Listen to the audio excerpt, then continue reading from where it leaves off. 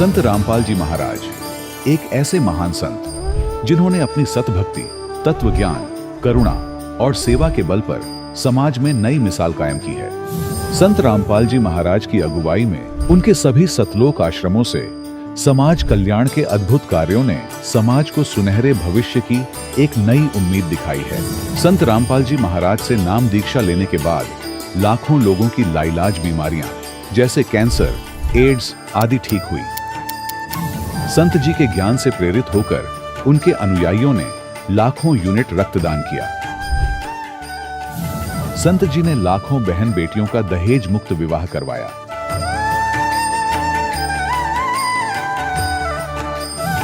संत जी ने लाखों लोगों का नशा छुड़वाया, करोड़ों उजड़े परिवार बसे। संत जी के आश्रमों में समागम के दौरान निःशुल्क नेत्र चिकित्सा, दंत चिकित्सा प्रदान की जाती है। संत रामपाल जी महाराज द्वारा समय समय पर पर्यावरण संरक्षण के उद्देश्य से बड़े स्तर पर वृक्षारोपण किया जाता है। संत जी ने जरूरतमंदों को तत्काल राहत पहुंचाने के लिए एम्बुलेंस सेवा शुरू की। संत जी अपने अनुयायियों को देहदान के लिए प्रेरित करते हैं, जिससे मानवता की सेवा और चिकित्सा क्षेत्र में सुधार हो सके। संत रामपाल जी महाराज के सभी आश्रमों में हर रोज निःशुल्क भंडारा आयोजित किया जाता है, जहां हर वर्ग, हर जाति और हर धर्म के लोग एक साथ बैठकर भोजन करते हैं।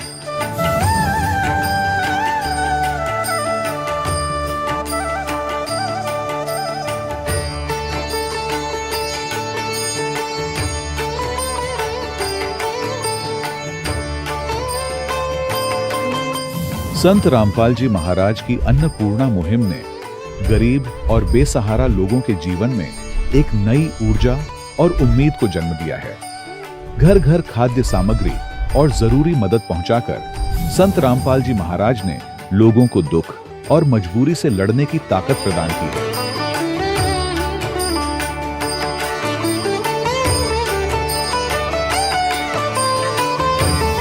संत रामपाल जी महाराज द्वारा गरीब लोगों के लिए घर बनवाने का अद्भुत कार्य एक ऐसी मिसाल कायम कर रहा है जो सदियों सदियों संत जी की उदारता और दया भावना के तौर पर जाना जाएगा।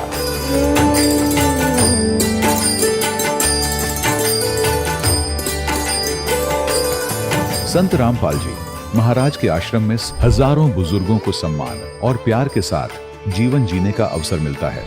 उनके खाने, रहने और स्वास्थ्य की पूरी जिम्मेदारी संत रामपाल जी महाराज उठाते हैं। अनाथ बच्चों के लिए संत रामपाल जी महाराज के सभी आश्रम किसी वरदान से कम नहीं। यहाँ उन्हें शिक्षा, संस्कार और भविष्य के लिए बेहतर अवसर प्रदान किए जाते हैं। चाहे बाढ़ हो, भूकंप या महामारी, संत रामपाल जी महाराज और उनके अनुयायी हमेशा ही जरूरतमंदों के लिए सबसे आगे खड़े रहते हैं। कोविड महामारी के दौरान संत रामपाल जी महाराज के आश्रमों से करोड़ों लोगों के लिए भोजन, दवाइयां और जीवन रक्षक सामग्रियां उपलब्ध कराई गई। चाहे गरीब की मदद हो या किसी शोषित और पीड़ित वर्ग के हक और सम्मान की लड़ाई, संत रामपाल जी महाराज ने हमेशा ही उनकी दबी आवाज को सरकारों तक पहुंचाया है और उन्हें उचित न्याय दिलवाने में अहम भूमिका अदा की है। समाज में आध्यात्मिक और सामाजिक मूल्यों के प्रति जागरूकता लाने में संत रामपाल जी महाराज हर कदम पर मानवता के सच्चे सेवक साबित हुए हैं। संत रामपाल जी महाराज का जीवन हमें सिखाता है कि सच्ची सेवा वही है जो निस्वार्थ भाव से की जाए। आइए हम भी इस महान सेवा के कार्य में इस महान संत से जुड़ें और संत रामपाल जी महाराज से नाम दीक्षा लेकर अपने जीवन को धन्य बनाएं।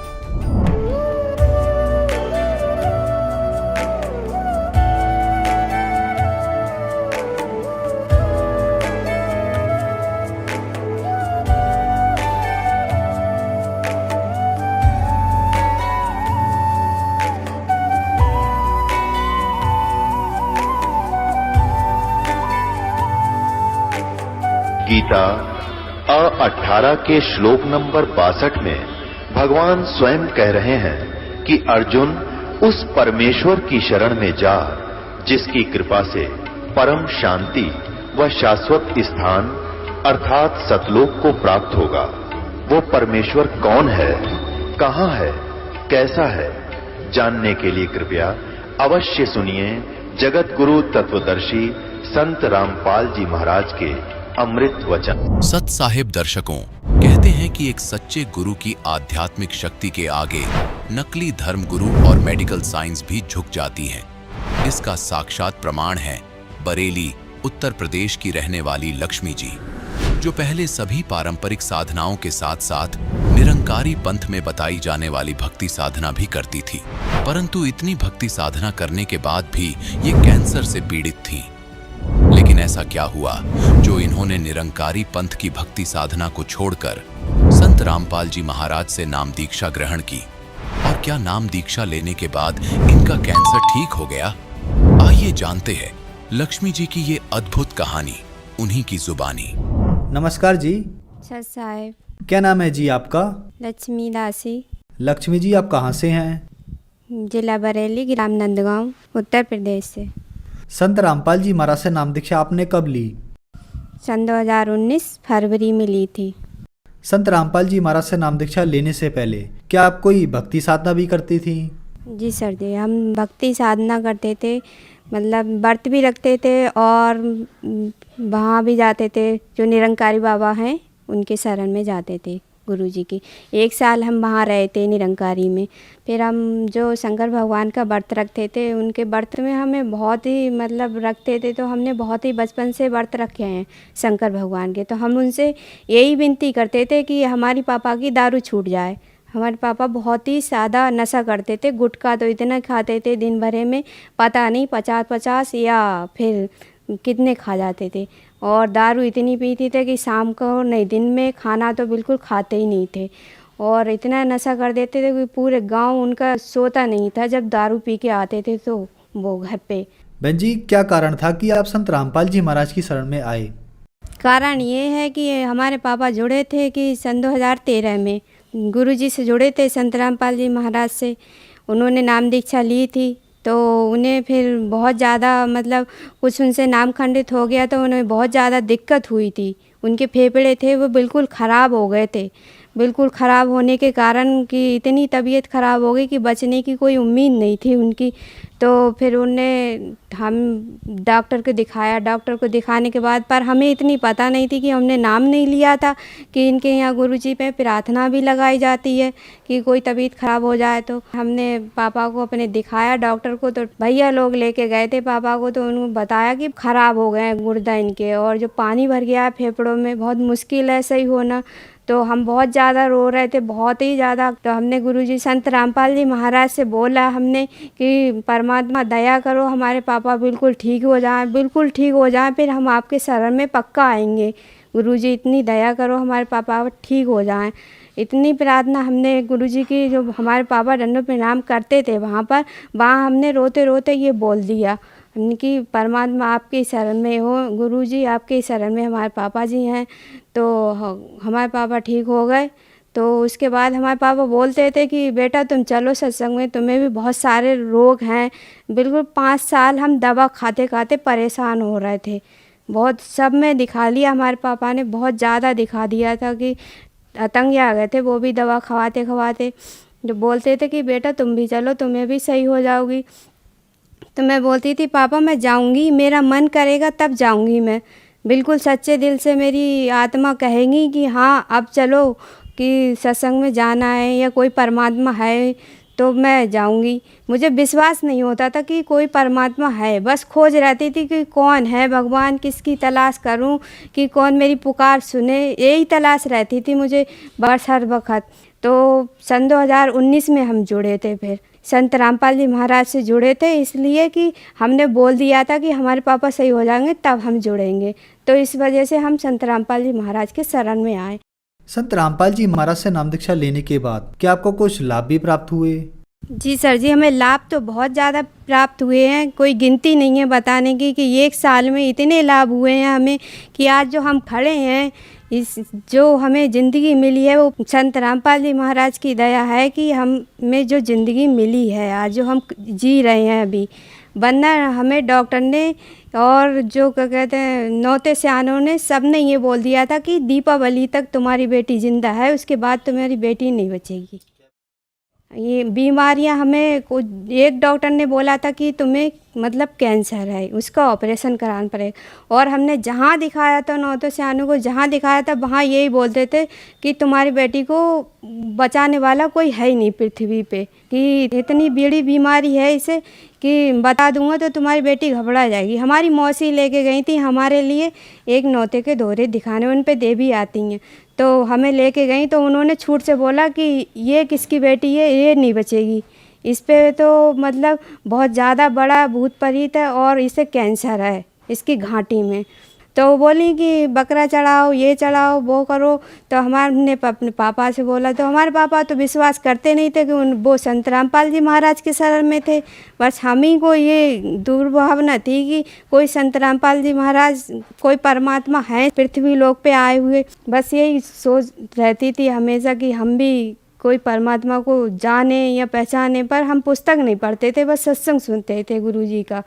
तो सत्संग सुनते सुनते बस ऐसे ही मन हुआ हमारा, तो हमने नाम लिया। तो उसके बाद हमें बहुत ज़्यादा लाभ हुए सर जी, हम बता नहीं सकते आप। कैंसर हमारा जब हम संत रामपाल जी महाराज के शरण में आए थे तो फरवरी में हम आए थे। उसके बाद हमें आने के बाद उसी दिन उसके बाद हमें पुस्तक सेवा मिली थी। पुस्तक सेवा हमने आराम से की, कोई दवा नहीं खाई।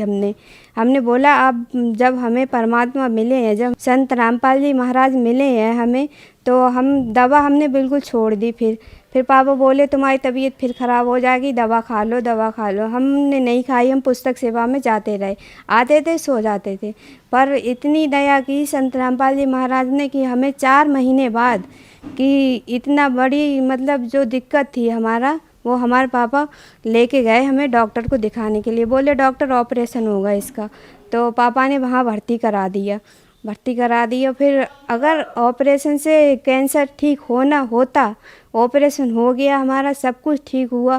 पर ऑपरेशन के बाद हम घर पे आए थे, अपने घर पे आने के बाद फिर दवा लेके आए थे 5 दिन बाद। 5 दिन के बाद फिर दवा लेके आके फिर हम शाम को दवा खा के सोने जा रहे थे, तो पापा हमारे घोर के दवा देते थे हमें, क्यों हमारी तबीयत बहुत ज़्यादा ख़राब थी, खटिया पे पड़े थे। पर हम संत रामपाल जी महाराज के शरण में आए हुए थे, तो हम अपना जो मंत्र जाप है वो करते रहते थे और सत्संग सुनते रहते थे कि चारपाई पे लेटी इतने ध्यान रखते थे परमात्मा का। तो उसके बाद हम जब ऑपरेशन के बाद आए तो हमने दवा खाने के बाद एक दिन अचानक रात में पापा बोले आज गोली खा के देखो, ऐसे ही आज घोर के दवा मत खाओ, कब तक खाओगी घोर के दवा। तो हमने गोली खाई। गोली खाने के बाद फिर रात के हम सो गए, अचानक ऐसे ही अच्छे खासे सोए थे। तो सोने के बाद हमें रात में 10 बजे अचानक अपने आप ब्लड आना चालू हो गया, गले में से ब्लड आना चालू हो गया। फिर वो रुक ही नहीं रहा। फिर हमने ध्यान लगाया संत रामपाल जी महाराज का, तो फिर भी नहीं रुका। फिर पापा ने जल दिया गुरुजी का, मतलब संत रामपाल जी महाराज जी का, तो उसे पी के थोड़ा आराम मिला, फिर सो गए। फिर उसके बाद मतलब जो हमें परमात्मा को जो सही करना था, उनकी दया होनी थी हमारे ऊपर। फिर इतनी भारी दया की परमात्मा ने, रात के 11 बजे से 1 बजे तक ब्लड की इतनी ऐसे चल गया जैसे हम किसी मोटर को चालू कर देते हैं, इतना ब्लड निकला। बिल्कुल नाला था छत पे रहते हैं हम, छत के ऊपर पीछे नाला था, तो वो बिल्कुल भर गया ना ब्लड से। तो पापा लेके आए हमें फिर डॉक्टर के पास, कि पापा को भी पता होगा पर उन्होंने इतना गौर नहीं दिया कि प्रार्थना लगाते हैं। हमें इस बात का पता नहीं था कि हम प्रार्थना लगाते हैं कोई तबीयत ख़राब हो जाए, ये हमें बाद में पता चला है। तो फिर हम यहाँ लेके आए तो वो डॉक्टर ये बोले, फिर डॉक्टर से भी नहीं रुक रहा ब्लड, क्यों पेट में ब्लड पहुंच गया, तो कहते हैं पेट में से डॉक्टर ने निकाला, फिर ऑपरेशन थिएटर में लेके गए तो ऑपरेशन थिएटर में हमें बेहोश नहीं किया था, होश था हमें। जब यहाँ घर से लेके चले थे तब हमें पता नहीं था, हमारी एक उंगली भी नहीं हिली थी। जब हमारे पापा हमें घर से लेके चले थे बरेली, हम 2:30 बजे आए थे रात के, तो हमारे पापा तो देखते आए थे हमें रास्ते में, मगर हमें जैसे निटाल दिया था वैसे ही हम लेटे रहे और हमारी एक उंगली भी नहीं हिली, ऐसा मतलब बिल्कुल ख़त्म हो गए थे हम, कुछ सांस भी नहीं रही थी। पापा बोले इसमें सांस भी नहीं आ रही थी जब हमें होश आया था। तो फिर परमात्मा ने इतनी दया की, ब्लड निकाल के फिर एक बोतल, इतनी बड़ी बोतल भर के ब्लड निकला पेट में से। और उसके बाद क्या कहते हैं, जो हमें ब्लड की पलटी आ रही थी उसमें इतनी मोटी गांठें आ रही थी ब्लड में, इतनी मोटी गांठें आ रही, बिल्कुल काले रंग होता है काला, ऐसा आ रही थी। तो इतनी बोर होने पे तो डॉक्टर बोला तुम में किसी पर मतलब शक्ति ने, जो तुम्हारे ऊपर कोई किसी का, परमात्मा का, ये संत रामपाल जी महाराज का, किसी भगत का भक्ति करती हो, उसने तुम्हें बचाया। हमारी बस की बात नहीं थी कि हम तुम्हें बचा लें। क्यों, बड़े डॉक्टर को उनने 3-4 बार फ़ोन किया था। बड़े डॉक्टर बोला कि ऐसी कौन सी बात है, मैंने इतने केस किए हैं पर ये केस पहली बार ज़िंदगी में ऐसा आया है कि ऑपरेशन के बाद नस खुलना कौन सी सवाल होता है कि ऑपरेशन के बाद नस कैसे खुल सकती है। तो हम तो परमात्मा के ऊपर विश्वास करते थे कि हमारा जो ये हम रक्षा सूत्र पहनते हैं गले में, ये हमारे हाथ में था उस टाइम। तो हमारी मम्मी बोली, इतना बोला था हमारी मम्मी ने कि ये परमात्मा, ये संत रामपाल जी महाराज जी, ये हमारी बेटी आपके शरण में है, अगर इसे कुछ हुआ तो आपका नाम खराब होगा। तो इतने ही कहने पे हमें होश आ गया, और बल्कि हम बोतल लग गई थी हमारे, तो फिर उसके बाद हमें ब्लड की भी ज़रूरत नहीं पड़ी। इतने खून निकलने के बाद इंसान को ब्लड की ज़रूरत पड़ती है, पर हमें ज़रूरत नहीं पड़ी ब्लड की। और हम दूसरे दिन को, इन तीसरे दिन को घर आराम से अच्छे खासे गए थे। फिर उसके बाद हमें कोई दिक्कत नहीं हुई। ये ज़िंदगी दी है परमात्मा ने हमें, संत रामपाल जी महाराज ने। और इतनी कृपा है संत रामपाल जी महाराज की कि हमारे पापा जो नशा करते थे, वो संत रामपाल जी महाराज की कृपा से हमारा पापा का नशा छूट गया। बहन जी, संत रामपाल जी महाराज से नाम दीक्षा लेने के बाद आपको बहुत सारे लाभ प्राप्त हुए। तो जो दर्शक आज आपको टीवी पर देख रहे हैं, उनमें से भी किसी न किसी को कैंसर है या किसी प्रकार की बीमारी है, तो उनको क्या करना होगा? उनको क्या करना है भगत जी, ये संदेश तो परमात्मा के शरण में आने से ही पता चलेगा कि परमात्मा की भक्ति करो। अगर दुख दूर करने हैं आपको, अपने कष्ट कटवाने हैं, तो बस पृथ्वी लोक पे एक ही संत हैं, संत रामपाल जी महाराज। वो सबका रोग काट सकते हैं, बाकी और किसी की बस की बात नहीं है। संत रामपाल जी महाराज से नाम दीक्षा कैसे ली जा सकती है? संत रामपाल जी महाराज से नाम दीक्षा लेने के लिए चैनल पे सत्संग आता है गुरु जी का, उस पे पीली पट्टी आती है, उस पे सारे नंबर आते हैं सतलोक आश्रम के। उसमें से किसी भी आश्रम का नंबर लगा के आप कॉन्टैक्ट कर सकते हैं और नाम दीक्षा ले सकते हैं।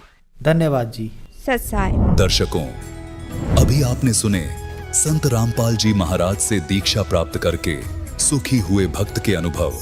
अब देखिए जगत गुरु तत्वदर्शी संत रामपाल जी महाराज के मंगल प्रवचन। तो इन्होंने जो सोचा भी भगवान अपनी साधना को अनुत्तम नहीं कह सकता, इसलिए अनुत्तम का अर्थ यहां पर सर्वश्रेष्ठ लिख दिया। तो इसको कहते हैं नीम हकीम खतराए जान। यहां सारी ये बात बिगाड़ दी। अब ये इससे पता चलेगा आपको कि इन सदग्रंथों का ये रहस्य था। और ये खुद कहता है कि 18वें अध्याय के 62वें श्लोक में कि अर्जुन तू सर्वभाव से उस परमेश्वर की शरण में जा, उसकी कृपा से तू परम शांति को और सनातन परम धाम को प्राप्त होगा। 15वें अध्याय के 4थे श्लोक में कहा कि तत्वदर्शी संत की प्राप्ति के उपरांत परमेश्वर के उस परम पद की खोज करनी चाहिए, जहां जाने के बाद साधक फिर लौटकर संसार में नहीं आते। अब यहां पर आज दो कंसेप्ट क्लियर करना दास चाहता है कि गुरु वही होगा, परमात्मा का भेजा हुआ बच्चा, जिसके सभी भक्ति कर्म वेद अनुसार हो, लोक वेद पर कोई आधारित ना हो। श्रीमद् भगवत गीता अध्याय नंबर 17 के श्लोक 23 में स्पष्ट कर दिया है कि ओम तत् सत इति निर्देश ब्रह्मण तिर्विध समर्थ है। उस सच्चिदानंद घन ब्रह्म के पाने का केवल 3 मंत्र का जाप है, उसकी 3 ही विधि से सिमरन है। त्रिविध है, 3 प्रकार से सिमरन है त्रिविधि का। जैसे ये दास आपको देता है ओम, तो ये ब्रह्म का वेदों में भी प्रमाण है, गीता में प्रमाण है कि ओम, नथिंग एल्स, और कोई मंत्र नहीं वेद और गीता में।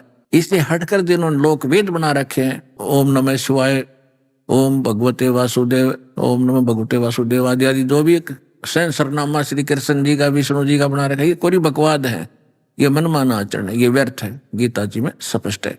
आपको बता दिया परमात्मा कहते सो हम शब्द हम जग में लाए, सार शब्द हम न गुप्त छुपाए। और सार शब्द इस दास को दिया परमात्मा। इसको तब तक छुपाना था जब तक ये द्वादश पंथ ना मिट जाए और 1997 नहीं आ जाए, यानी 5500 वर्ष जब कलयुग ना बीत जाए तब तक ये छुपाना था। और ये कहते हैं दामा खेड़ा में धर्मदास जी के वंशजों की गद्दी चली आ रही है। उन्होंने भ्रम फैला रखा था अभी तक कि जो दामा खेड़ा वाले यानी धर्मदास जी के वंशजों से ही नाम लेगा उन्हें का मोक्ष होगा। और कबीर सागर में दास ने आपको बहुत बार दिखाया है, अनुराग सागर में 140 पृष्ठ प्रश्न कर दिया है कि धर्मदास मैं तेरे पुत्र को चूड़ामणि जो अच्छी आत्मा का है इसको केवल 5 नाम दूंगा पहले वाले, अभी और तो देने नहीं है, तूने भी नहीं देने हैं, किसी को बताना तक नहीं तो वो धर्मदास को भी कह सकते थे तू अपने वंशजों ने आज्ञा दे दे, आज्ञा नाम देने की बना दे इनको मेहनत। परमात्मा ने इतना भी लूज नहीं छोड़ा धर्मदास जी को कि कहीं ये पुत्र मोह में आकर और बात ना बिगाड़ जा, इनको सार्वजनिक ना कर दे।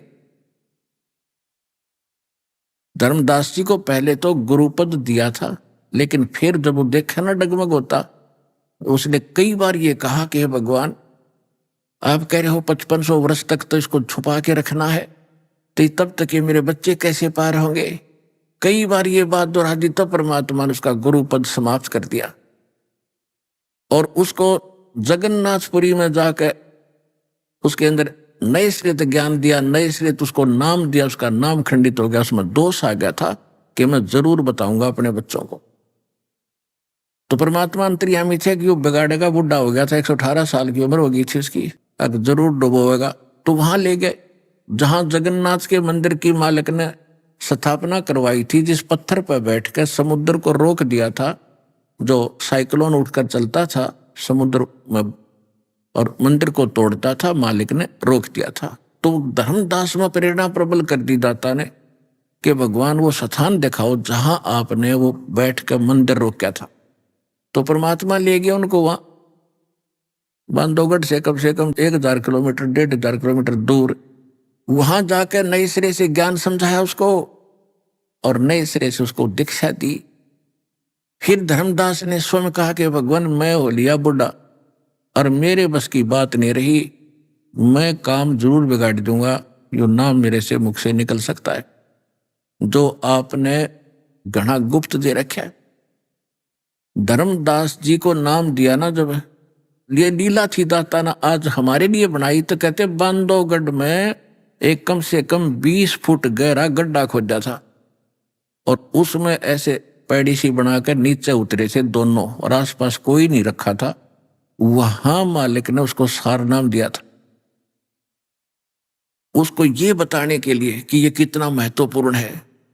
मतलब आज हमें प्रमाणित करने, वैसे इसकी जरूरत नहीं ऐसे देने की, वो तो मालिक ने लीला की थी उसके हृदय में ये बचाने के लिए। देख भाई इतना गुप्त है और जिक्र मत कर दिए किसी के सामने। तो तब धर्मदास ने कहा था भगवान या तो मुझे सतलोक भेज दो, मेरे बस से बाहर होगी, मैं पुत्र मोह में संतान मोह में कति दुखी हो रहा।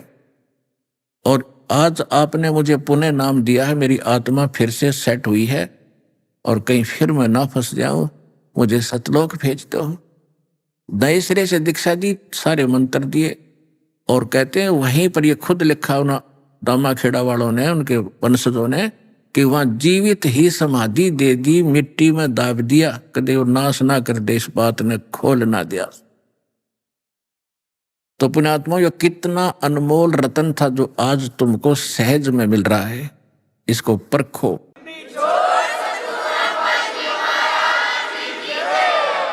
तो जो कहते हैं परमात्मा सोहम शब्द हम जग में लाए, ये तो सार्वजनिक कर दिया दाता ने। और संतों ने भी कर दिया है, लेकिन सार नाम की छींट आज तक किसी के पास नहीं थी। और परमात्मा कहते हैं सार शब्द हमने भाग सुनाया, बोल के सुनाया और ग्रंथ में लिख के और फिर भी गुप्त रखा। कबीर सागर में स्पष्ट लिखा वो सार नाम, लेकिन सागर में कौन समझे, उसकी पहचान नहीं, तो पारखी समझे तो दास बना दिया वो पारखू, जोर ही बनाया लाल के परखने का।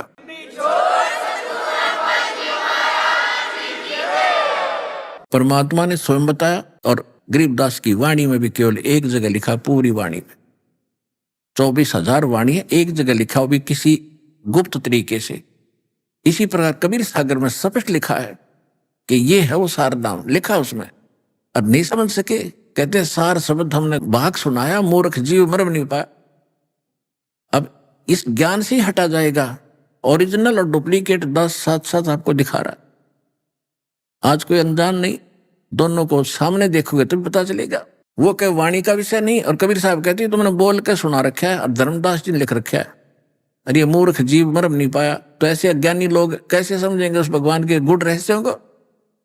तो उसके लिए इस दास पे दया करी परमात्मा ने, आपके लिए।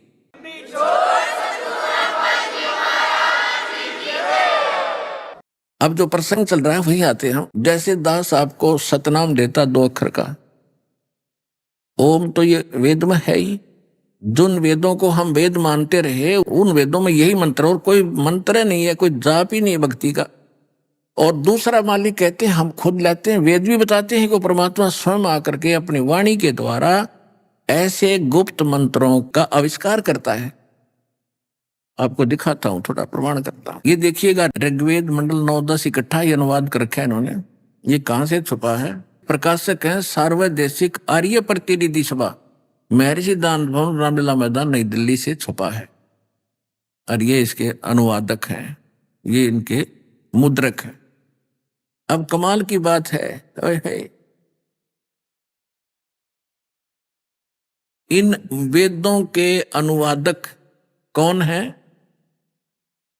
आर्य समाज के प्रवर्तक महर्षि दयानंद, और उसकी मृत्यु के उपरांत उसके चेले उसी के आदेशानुसार उन्होंने अनुवाद कर रखा है। और वो स्वयं मानते हैं भगवान निराकार है, वो किसी एक स्थान पर नहीं रहता। बताओ, और वेद क्या बता रहे हैं? वेदों को कहते हैं वेद सत्य है, बाकी हम किसी पुस्तक को नहीं मानते जो वेद में ज्ञान हो सत्य। तो वेद क्या बता रहे हैं ये आपके सामने कर दिया। इनके विषय में परमात्मा ने कहा है कि मोती मुक्ता दर्शत नाही, ये जगह सब अंदरे, दिखत के तन्यन तस्मिन के फिरा मोतिया बंदरे। ये देखिएगा, ऋग्वेद मंडल नंबर 9 और सूक्त 94 94 का ये मंत्र एक है, यहां से शुरू हुआ है। ये एक है, ये कवियन वर्जम न, ये कवियम शब्द है, कवियम वर्जन न। और यहां अनुवाद करते करते हम थोड़ा सा लेंगे बस। वह है परमात्मा कर्मों का अध्यक्ष होता हुआ सबको पवित्र करता है, और कवियों की तरह आचरण करता हुआ वर्जम ने, यानी कवियों की तरह घूमता फिरता है। वर्ज माने घूमना फिरना चलना, इन्होंने गलत कर दिया अनुवाद। यहां सब कवियों की तरह आचरण करता है, तो निराकार के कवियों की तरह आचरण करेगा, वो है ही नहीं कहता है, उसका तो अस्तित्व नहीं मानते वो। ये यहां से नीचे शुरू होता 95 94 का 4था मंत्र है। इसमें क्या कहा है कि वह परमात्मा ऐश्वर्य के लिए सर्वत्र प्रगट है। ये गलत लिखा है, ये लिखा है श्रेय जाता, जाता माने प्रगट होकर, वो प्रगट होता यहाँ का। और श्री के लिए सर्वत्र गतिशील है, सर्वत्र नहीं, ये चल कर आता है।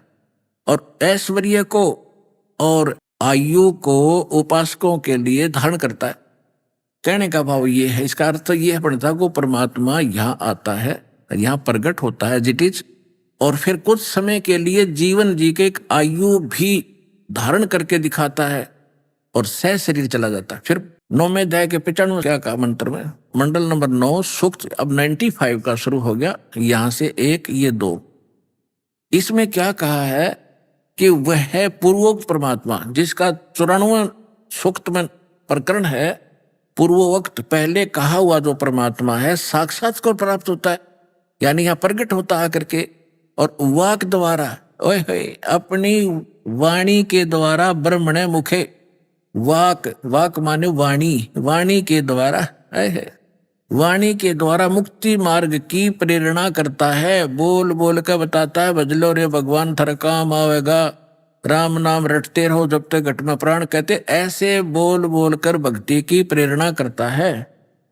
और जैसे कि नौका के पार लगाने के समय नाविक प्रेरणा करता है, और देवा नाम देव, सब भगवानों का भगवान, सब देवताओं का मालिक, सब देवों का देव यानी पूर्ण परमात्मा। होय होय, गुहानी माने गुप्त, नामा आविष्करणोति, इन अनुवाद क्या करे अडंगा अज्ञानियों ने, संज्ञाओं को प्रकट करता है, संज्ञाओं को संज्ञा खा कर दी।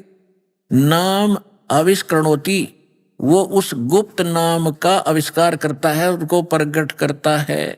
ओए होय होय होय होय।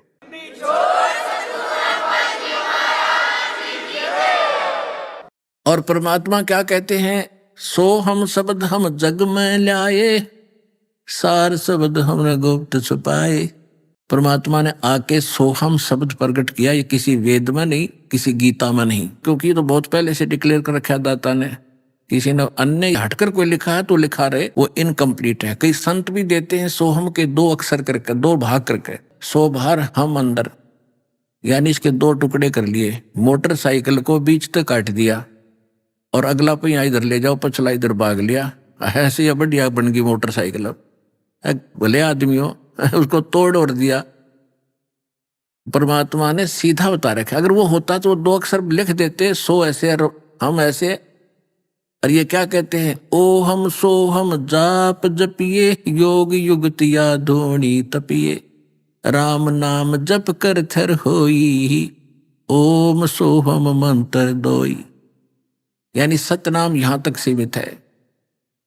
नामा छिपा ओम तारी, पीछे सोहम भेद बिचारी, सार शब्द पाया जद लोई, आवागमन बहोर ना होई। कि नामदेव जी पहले ओम नाम पर आश्रित थे, परमात्मा मिले जाकर अपने स्वभाव अनुसार किसी से ऋषि रूप में, संत रूप में, उनसे फिर आगे ज्ञान बताया। फिर सोहम की रुचि हुई नामदेव जी की, और ओम नाम से सिद्धियां प्राप्त करके उसने बहुत बड़े और भी बहुत चमत्कार दिखा दिए थे, लेकिन मोक्ष नहीं था। अब यहाँ गरीबदास साहब बताते हैं कि नामदेव जी को भी परमात्मा मिले, उनको पहले ओम नाम में लौला रहा था। नामा छिपा ओम तारी, तारी मैंने लगन थी, केवल ओम नाम तो अलग कोई जप नहीं करे था। तब परमात्मा ने समझाया उसको, एक बैठ के गुरु बनकर कभी वैसे प्यार से, तब सोहम में रुचि हुई।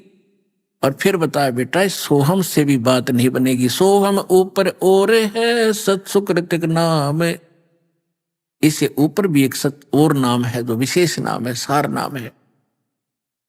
नामा छिपा ओम तारी, पीछे सोहम भेद विचारी, सार शब्द पाया जद लोई, आवागमन बहुड़ ना होई। ये है कंप्लीट कोर्स।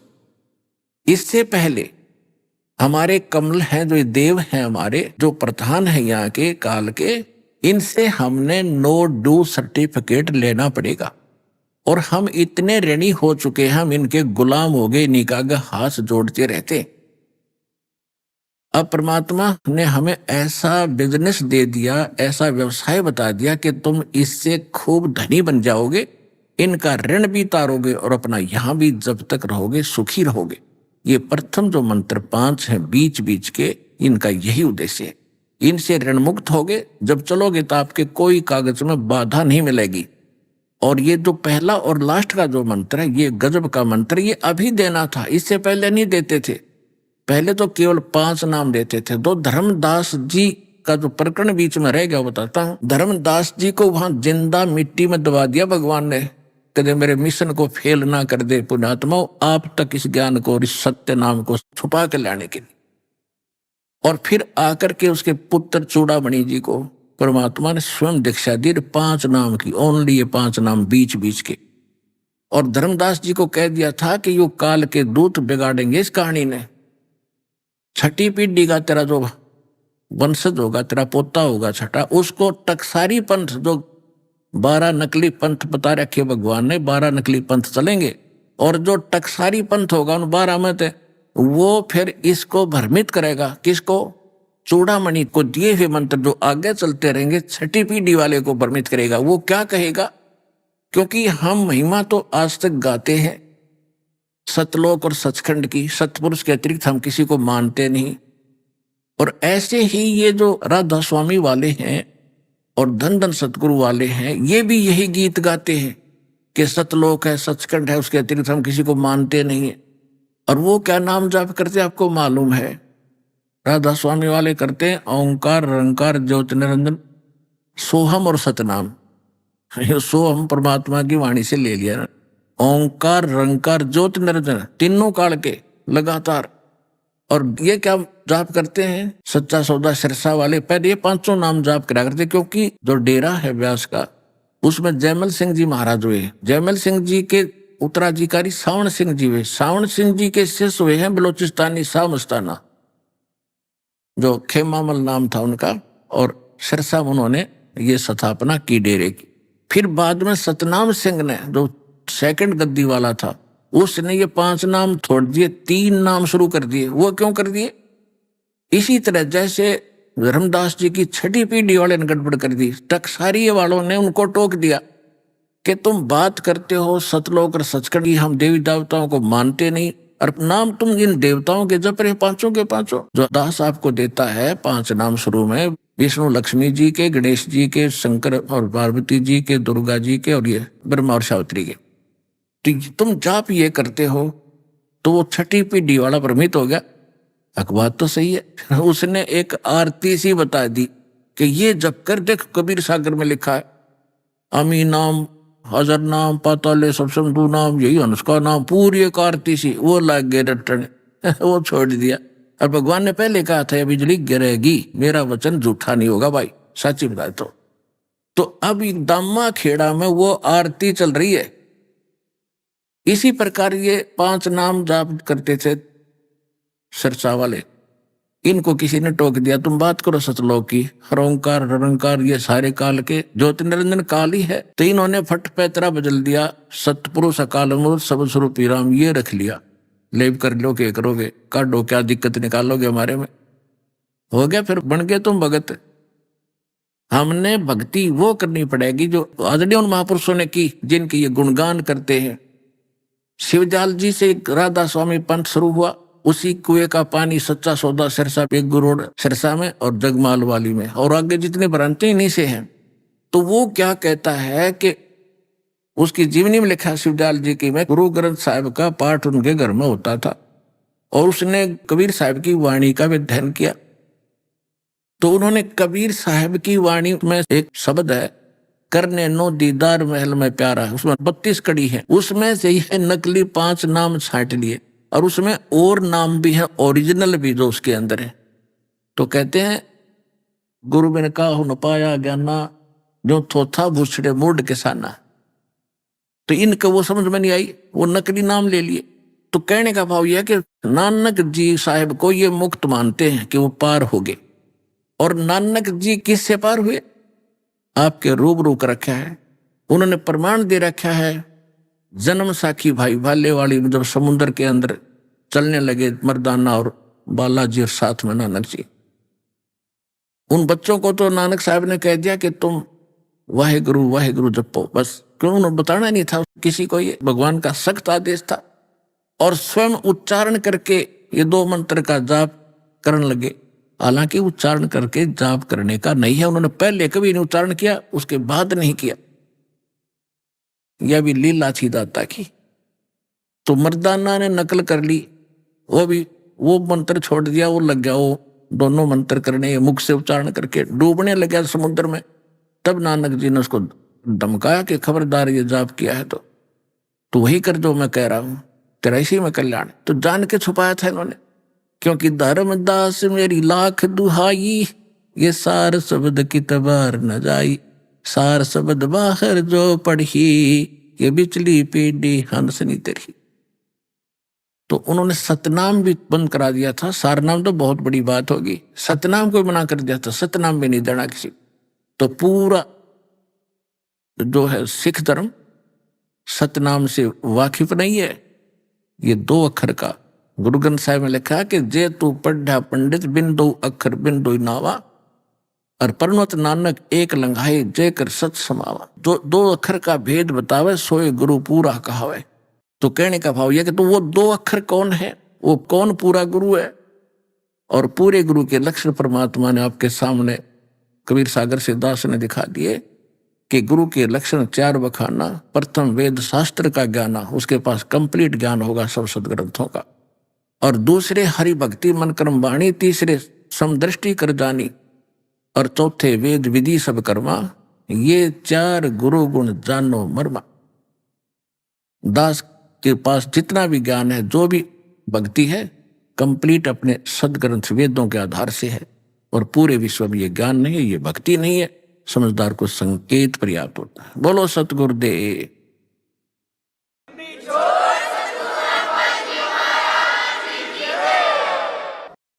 परम पिता परमात्मा पूर्ण ब्रह्म सारी सृष्टि के रचनार कबीर परमेश्वर जी, कबीर परमात्मा जी की असीम रजा से आप सभी पुण्यात्माएं सत्संग सुनने के लिए उपस्थित हुए। जिन पुण्यात्माओं पर विशेष रजा परमेश्वर की होती है, वही ऐसे समागमों पर पहुंच पाते हैं। और जो बहुत ही अच्छी पुण्यकर्मी प्राणी होते हैं, सत्संग परमात्मा ही किया करते हैं, क्योंकि सत्य भगवान ही बोल सकता है, सत्य परमात्मा ही बता सकता है। जीव सत्य असत्य का निर्णय नहीं कर सकता। तो सत्य अविनाशी होता है, अटल होता है। सत्य साहिब भी अटल होता है। सत्य साहिब माने अविनाशी परमात्मा। वो अविनाशी परमात्मा कौन है? आज तक हमें इसी बात का निर्णय प्राप्त नहीं हुआ था कि कौन परमात्मा है जो अविनाशी है। जैसा हमारा जन्म पवित्र हिंदू धर्म में होने के कारण वर्तमान में हम अपने धर्म गुरुओं से सुना करते थे, श्री विष्णु जी अविनाशी हैं, अजरो अमर हैं।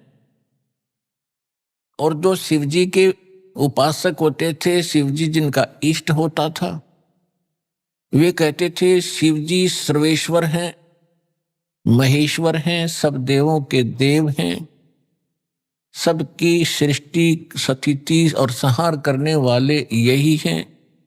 यही 3 रूप धारण कर लेते हैं, ब्रह्मा विष्णु और शिव का। ये अजरो अमर है।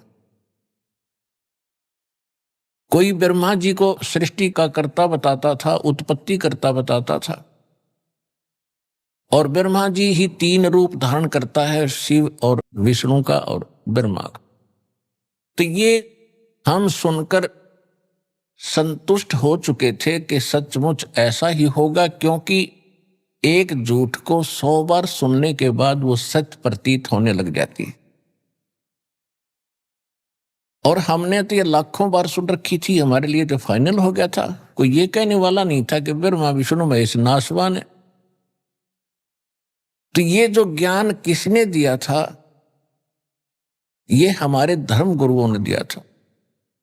तो यदि हम ये सोचें कि जीव सत्य असत्य का निर्णय कर सकता है, तो इसी उदाहरण से आप आसानी से समझ सकते हो कि जीव सत्य असत्य का निर्णय नहीं कर सकता।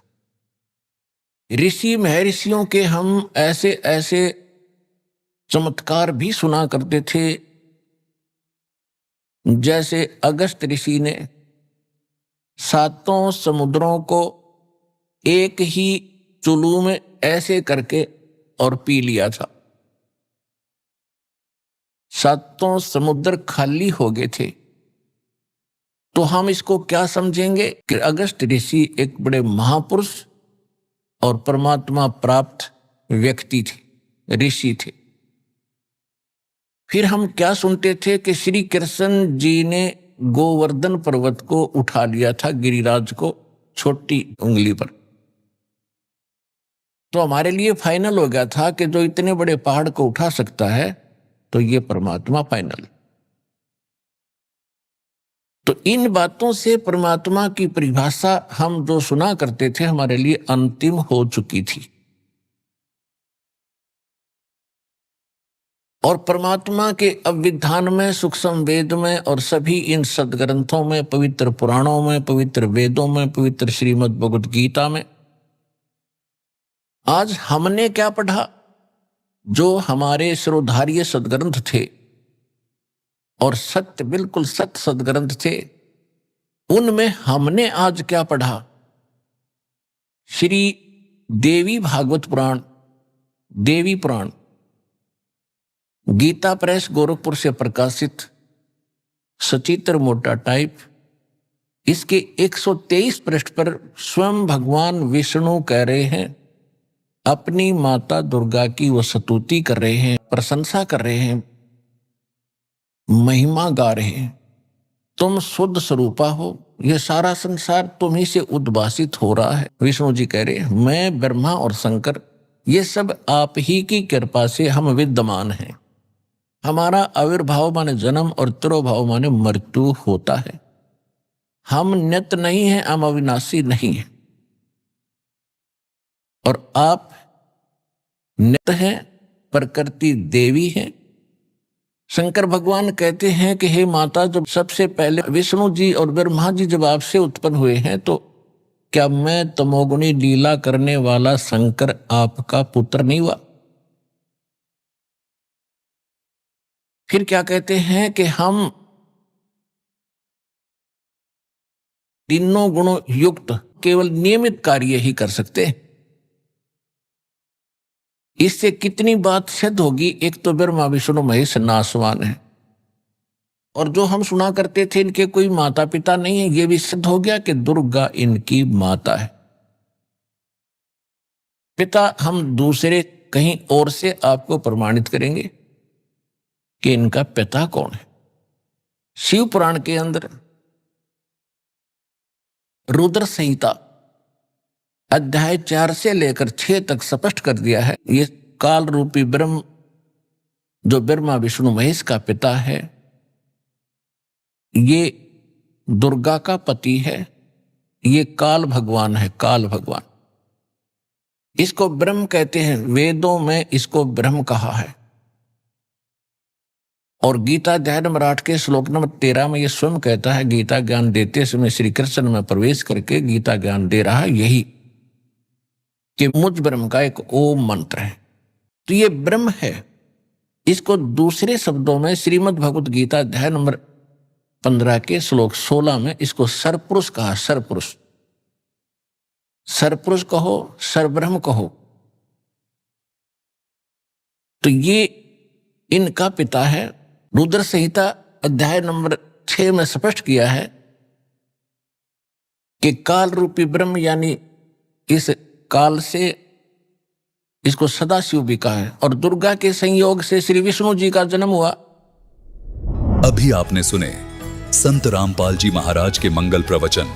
आइए अब सुनते हैं संत रामपाल जी महाराज से नाम दीक्षा लेकर सतभक्ति करके अद्भुत लाभ प्राप्त करने वाले अनुयायी के विचार। दर्शकों, मनुष्य अपने जीवन में सुख और शांति की खोज में कभी देवी देवताओं के मंदिरों में तो कभी धार्मिक स्थलों के चक्कर लगाता है, लेकिन जब इतना सब कुछ करने के बावजूद भी उसे मन की शांति नहीं मिलती तो उसका विश्वास डगमगाना स्वाभाविक हो जाता है। दर्शकों, कुछ ऐसी ही कहानी थी धनबाद झारखंड के रहने वाले आनंद कुमार जी की। आनंद जी ने वर्षों तक ब्रह्मा विष्णु महेश तथा अन्य देवी देवताओं की भक्ति साधना की, लेकिन जब इन्हें इतनी भक्ति साधना करने के बावजूद भी कहीं से राहत नहीं मिली तो इन्होंने अन्य धर्म गुरुओं का दरवाजा भी खटखटाया, लेकिन अफसोस आनंद जी को सभी जगह से निराशा ही हाथ लगी। लेकिन दर्शकों, आज आनंद जी का कहना है कि मेरा जीवन तब बदला जब मुझे संत रामपाल जी महाराज द्वारा लिखित पुस्तक ज्ञान गंगा मिली। दर्शकों, आखिर संत रामपाल जी महाराज ने ज्ञान गंगा पुस्तक में ऐसा क्या लिखा है कि जो भी इस पुस्तक को पढ़ता है वो संत रामपाल जी महाराज का ही हो जाता है और उसके जीवन के सारे कष्ट दूर हो जाते हैं। आखिर क्यों आनंद जी संत रामपाल जी महाराज को पूर्ण संत बता रहे हैं? आखिर इसके पीछे की सच्चाई क्या है? आइए सुनते हैं आनंद जी की कहानी उन्हीं की जुबानी। सर नमस्कार। जी नमस्कार। सर क्या नाम है आपका? मेरा नाम आनंद कुमार है। आनंद जी कहाँ से आए हैं आप? मैं झारखंड के धनबाद जिला से हूँ। सर क्या करते हैं आप? मैं अपना खुद का बिजनेस करता हूँ आईटी सेक्टर का। सर संत रामपाल जी महाराज जी से आप कब जुड़े? जी मैं संत रामपाल जी महाराज से 2014 को जुड़ा हूँ। संत रामपाल जी महाराज जी से जुड़ने से पहले आप क्या साधनाएं करते थे? जी मैं अन्य देवी देवताओं की साधना करता था और अन्य गुरु से जुड़ा हुआ था। गुरु जी का वहाँ पे नाम था डॉक्टर नारायण दत्त श्रीमाली, जोधपुर राजस्थान के थे वो। और वो तंत्र मंत्र यंत्र की साधनाएं हमें बताते थे और उसे करने से हमें कोई भी लाभ नहीं हुआ। क्या लाभ चाहते थे आप? सुख हो, आर्थिक परेशानियों से हम बचे और घर में खुशहाली का माहौल हो, लेकिन हमें उल्टा ही उसका प्रभाव देखने को मिलता था। हमें दिन प्रतिदिन अलग अलग समस्याओं का सामना करना पड़ता था। तो लगता था कि पता नहीं इस दुनिया में भगवान नाम के कोई चीज़ है या नहीं है। हम भक्ति भी करते हैं, इसके बावजूद भी हमारे ऊपर इतने सारे दुख क्यों आते हैं। सर संत रामपाल जी महाराज जी से नाम दीक्षा लेने के बाद आपको क्या लाभ मिले? जी जिसमें बिजनेस को मैं करता था उसमें हमारे कलीग्स थे, वो जगदीश नाम था उनका। एक बार मैं उनके पास मिलने के लिए गया तो उन्होंने बताया कि भाई साहब ये जो दुनिया है ये हमारा रहने लायक नहीं है, इससे अलग कोई और दुनिया है, वो सतलोक है। तो जब इस सब बातों को मैंने पहली बार सुना तो मेरे को लगा कि वो इंसान वाकई में पागल हो चुका है और वो मुझे भी पागल बना रहा है। तो उन्होंने जाते जाते मेरे को एक पुस्तक थमा दी। पुस्तक की नाम थी ज्ञान गंगा। तो उन्होंने जब मेरे को वो पुस्तक दी तो मुझे लगा इस पुस्तक को पढ़ने से मैं क्यों पागल बनूं। मैं उस पुस्तक को किसी दूसरे अपने फ्रेंड्स को दे दिया और उसी दिन जब मैं घर पे आया तो मैंने अपने पापा को बताया कि वो मिले थे जगदीश जी, तो इस तरह बातें कर रहे थे कि ये दुनिया हमारे रहने लायक नहीं है, इससे और कोई और दुनिया है जहाँ हमें जाना है, उसकी भक्ति कुछ और है। तो पापा ने हमसे पूछा कि उन्होंने कुछ दिया? तो मैंने उनको बताया कि हाँ उन्होंने एक पुस्तक दी थी, लेकिन उस पुस्तक को मैंने ली नहीं, मैंने लेके किसी और को दे दिया। तो पापा ने बताया कि क्या आपके उसके विषय में कोई जानकारी आपको मिली है? तो हाँ मैंने बोला कि हाँ वो कुछ बता रहे थे कि संत रामपाल जी महाराज बोल के ज्ञान गंगा कोई किताब थी। तो जब मैंने पापा को वह पुस्तक के विषय में बताया तो पापा ने घर में इंटरनेट पे सर्च की जगत गुरु संत रामपाल जी महाराज। तो वो वीडियो उन्होंने जब देखा तो हम लोग काफ़ी आश्चर्यचकित रह गए कि क्या ऐसा भी हो सकता है। जिन साधनाओं को अभी तक हम लोग करते आ रहे थे वो सारी की सारी साधनाएं हम शास्त्र विरुद्ध कर रहे थे। तो पापा ने बताया कि वो पुस्तक कैसे मिलेगी। तो फिर हमने दोबारा जिन्होंने पुस्तक दिया तो उनको कांटेक्ट किया तो उन्होंने बताया एक पीस और पुस्तक बची हुई है, आप आके ले जाओ। हमने उनसे कांटेक्ट किया और उनसे वो पुस्तक ली और फिर पापा ने घर में आके पढ़ा और पापा पढ़ के उस ज्ञान को समझ गए और उन्होंने संत रामपाल जी महाराज से नाम उद्देश्य लेके भक्ति प्रारंभ कर दिया। सर संत रामपाल जी महाराज जी से नाम दीक्षा लेने के बाद आपको क्या लाभ मिले जो आप लाभ प्राप्त करना चाहते थे, जो जोधपुर में जिस महाराज से आप जुड़े हुए थे? जी बिल्कुल, मेरे पापा ने नाम दीक्षा लेने के बाद ये जो भक्ति शुरू की तो उनको शारीरिक लाभ होना शुरू हो गया था, क्योंकि मेरे पापा को डायबिटीज़, शुगर जो जिसको बोलते हैं, जिसकी कोई इलाज नहीं है पूरी दुनिया में, और शुगर के साथ साथ उनको हार्ट की प्रॉब्लम आ गई थी, बल्ब भी एग्जाम हो गए थे। सर लेकिन शुगर का इलाज तो पॉसिबल है, इसके तो बहुत सारे ट्रीटमेंट हैं हॉस्पिटल में। नहीं, पूरी दुनिया में शुगर की कोई परमानेंट इलाज नहीं है कि दवाई इतने दिन खा लो उसके बाद आपको कोई दवाई की ज़रूरत नहीं पड़े। ऐसा कोई इलाज अभी तक हम लोगों को नहीं मिली है। तो गुरु जी की जब भक्ति उन्होंने शुरू की तो उनको शारीरिक लाभ होना शुरू हो गया। लेकिन मेरे को इस ज्ञान में भरोसा नहीं था, क्योंकि मेरे को मन में हमेशा यही लगता था क्या ये सच्चाई है जो गुरु जी वीडियो के माध्यम से बताते हैं कि ब्रह्मा विष्णु महेश की भी जन्म और मृत्यु हुआ करती है, वह नासवान है। तो हमने गीता प्रेस गोरखपुर की एक पुस्तक उनके स्टॉल से जाके खरीद के लाया, श्रीमद् भागवत गीता, और हमने सोचा कि ज़रूर संत रामपाल जी महाराज कुछ न कुछ हेर फेर करके या फिर कुछ न कुछ एडिटिंग करके वो बता रहे हैं किताबों के माध्यम से। अगर ये सच्चाई रहती तो क्या हम अन्य गुरु में जहाँ पे जुड़े हुए थे क्या हमें वो सच्चाई नहीं जानते, या अन्य जो भी ऋषि मुनि हुए क्या उनको ये जानकारी नहीं थी कि ब्रह्मा विष्णु का जन्म और मृत्यु होता है। जब हमने वो पुस्तक संत रामपाल जी महाराज के द्वारा जो बता रहे थे वो टीवी में, तो हमने वो पुस्तक को मार्केट से मंगाया, श्रीमद् भागवत गीता गीता प्रेस गोरखपुर से। तो हमने उसको मिला के देखा, तो जब मिला के देखा तो हमारी आंखें फटी की फटी रह गई। वाकई में वो सारी चीज़ें जो संत रामपाल जी महाराज बता रहे थे टीवी में, वो सब कुछ हमने सच्चाई को देखा, और देखते ही मेरे मन में भी उमड़ने लगी कि गुरुजी इस नीच पे भी हमें दया करो, मेरे ऊपर भी नाम दीक्षा की दया हो। तो हमने अगस्त 2014 में संत रामपाल जी महाराज के आश्रम गया और मैं वहाँ से नाम दीक्षा लेके आया। सर, आपको क्या लाभ मिले संत रामपाल जी महाराज जी से नाम दीक्षा लेने के बाद? सबसे बड़ी लाभ ये है कि मैं पहले जो हमारी लाइफ थी वो काफ़ी मैं मांसाहार करता था। एक भी दिन ऐसा नहीं हो जो हमारे घर में फ्रिज में अंडा ना पड़ा हो या कोई मीट मछली मुर्गा ना बना हुआ हो। हम इतने आदी हो चुके थे मांस मछली के कि हम ऐसे दिन होते थे कि हम जो जिंदा मुर्गे होते थे उस मुर्गे को घर में ले आके उसको काट के बना के खाता था। और कभी कभी ऐसे भी होते हैं, क्योंकि हम लोग झारखंड के वासी हैं, तो झारखंड में अलग अलग त्योहारों में बलि की प्रथा चली आई है।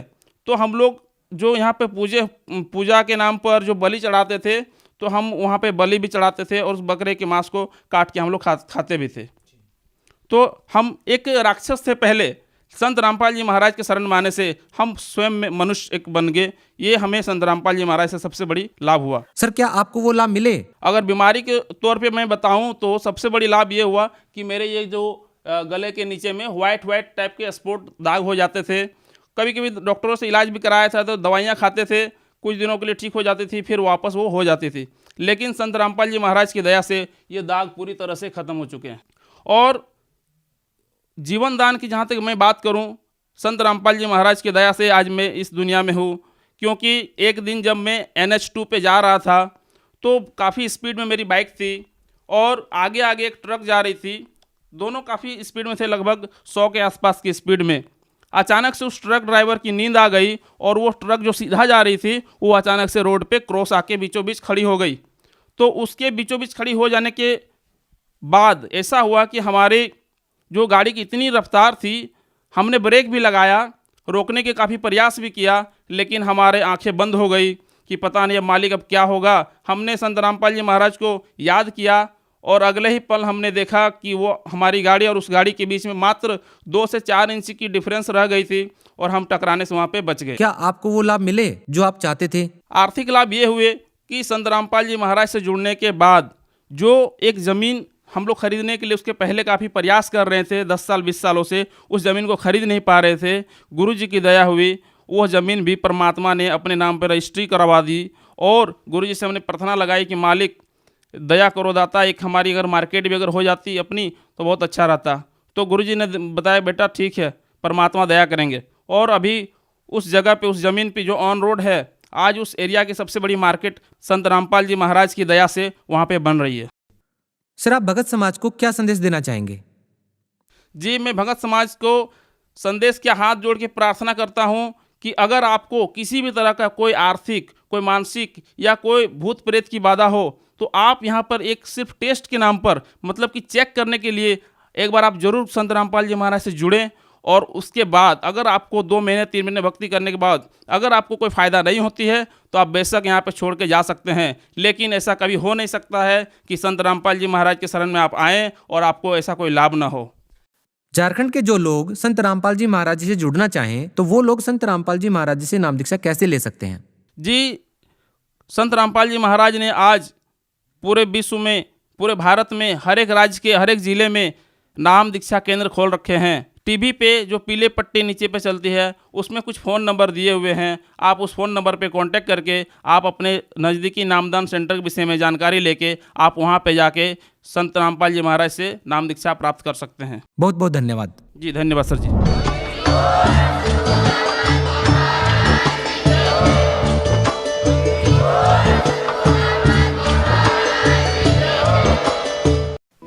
आप सुन रहे थे जगत गुरु तत्वदर्शी संत रामपाल जी महाराज के मंगल प्रवचन।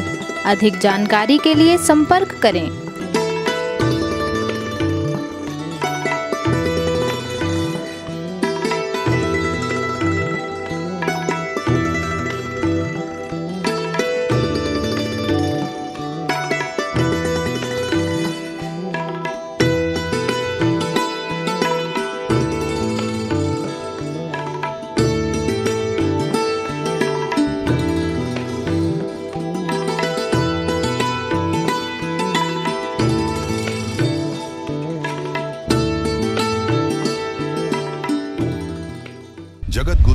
तत्वदर्शी संत रामपाल जी महाराज जी के पावन सानिध्य में भक्ति की अलख जगाने तथा श्रद्धालुओं को सत्य भक्ति मार्ग का रास्ता दिखाने हेतु कनाडा के लोकप्रिय channel the TV NRI channel पर जगत गुरु तत्वदर्शी संत रामपाल जी महाराज जी के मंगल प्रवचनों का प्रसारण प्रतिदिन सुबह 7:30 बजे से 8:30 बजे तक तथा रात्रि 7:30 बजे से 8:30 बजे तक किया जा रहा है। इस सत्य भक्ति मार्ग को अपनाने के लिए अधिक से अधिक सत्संग प्रसारण देखें। इस सत्संग प्रवचन का सीधा प्रसारण संत रामपाल जी महाराज लाइव सत्संग YouTube चैनल और जगत गुरु संत रामपाल जी महाराज Facebook पेज पर भी देख सकते हैं।